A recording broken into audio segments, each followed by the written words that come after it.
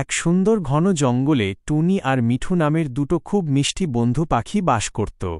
একদিন সকালে তাদের খুব খিদে পেল। মিঠু ভাই, পেটে তো ভীষণ খিদে। চল না দুজনে মিলে জঙ্গলের ওপারে কিছু খাবারের খোঁজে যাই। তুমি ঠিকই বলেছ টুনি। তুমি সামনের বড় গাছটার দিকে যাও, আর আমি নদীর পাড়ে গিয়ে দেখি কিছু পাওয়া যায় কি না। ঠিক আছে মিঠু, চল তবে দেখি কে আগে খাবার খুঁজে পায়। বাহ, কি সুন্দর একটা লাল ফল এখানে ঝুলছে। আগে তো কখনো এই ফল দেখিনি। টুনি যেই না ফলটিতে মুখ দিল, অমনি একটি চমৎকার জাদুর আলো জ্বলল, আর টুনির সামনে এসে হাজির হল স্বাদের সব মজার খাবার।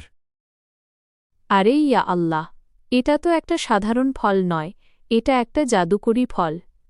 মিঠু ভাই, আর আমার পুরো বছরের খাবার হয়ে গেল।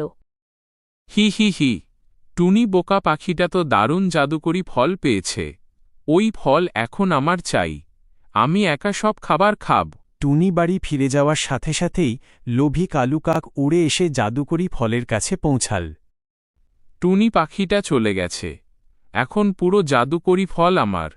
আমি একাই সব মজার খাবার পাব। হা হা হা হা।